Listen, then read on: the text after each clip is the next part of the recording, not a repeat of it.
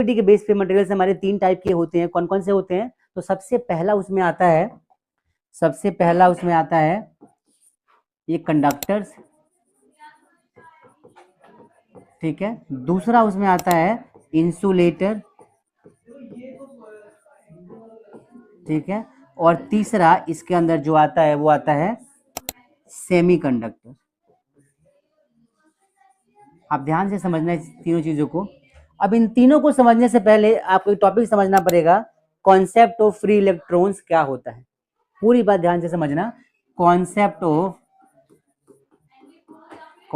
Of free electron क्या मतलब होता है इसका, ध्यान से देखो। सबसे पहले एक एटम मान के चलते हैं, मैं एक लेता हूं सोडियम, ठीक है।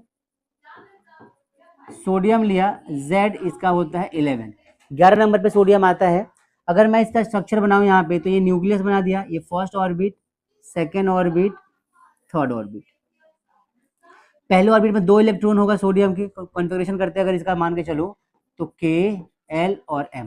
पहले में आ गया 2, दूसरे में 8 और फिर 1। ये बात समझ में आ गई। इलेक्ट्रॉनिक कॉन्फ़िगरेशन ऑफ सोडियम जो होता है बच्चों, ये होता है 2, 8 और 1। इलेक्ट्रॉन यहाँ पे आ जाएगा, दूसरा इलेक्ट्रॉन यहाँ पर आ जाएगा, 2 इलेक्ट्रॉन हो गए। इलेक्ट्रॉन्स नेगेटिवली चार्ज होते हैं तो एक दूसरे को दूर दूर भगाएंगे, इसलिए हमने इनको 2 अलग अलग एंड पेज को दिखाया है, रिप्रेजेंट किया है। दूसरे ऑर्बिट में कितने इलेक्ट्रॉन्स होते हैं हमारे पास? 8।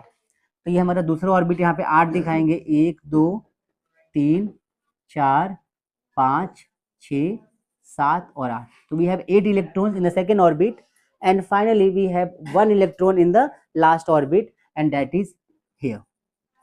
This is called as valence electron. Valence electron. Valence electron are those electrons which are found in the outermost orbit of the atom. So we can, यहाँ पे सोडियम का आपको दिखाई दे रहा है स्ट्रक्चर। सबसे आउटर मोस्ट ऑर्बिट में जो इलेक्ट्रॉन है that is called valence electron. क्या बोलेंगे इसको? वैलेंस इलेक्ट्रॉन, ठीक है।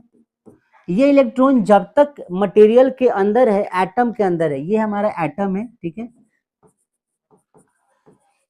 एटम ऑफ सोडियम, ठीक है। Suppose we are providing some heat to this material, thermal heat, body कोई भी मटेरियल रखा हुआ है थर्मली, और टेम्परेचर उसको एटमॉस्फेयर से मिल गया। गर्मी का मौसम होता है, बॉडी बहुत गर्म होती है, हर चीज गर्म होता है बॉडी का। पूरी मतलब एक मटेरियल हमारे सरफेस पर रखा हुआ है, तो टेम्परेचर बढ़ेगा तो चीजें गर्म होंगी। उसकी वजह से हो सकता है कि उस हीट की वजह से इलेक्ट्रॉन को एनर्जी मिल जाएगी। ये बहुत छोटे पार्टिकल्स होते हैं, ये हीट एनर्जी पे काम करते हैं मोस्टली।